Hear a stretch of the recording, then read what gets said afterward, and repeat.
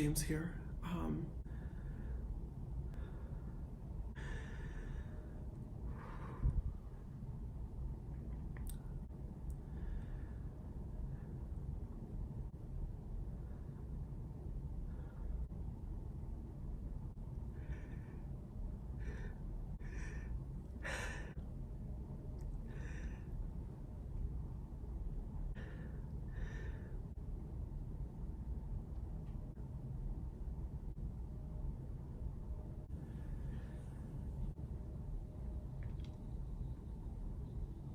That is all I have to say.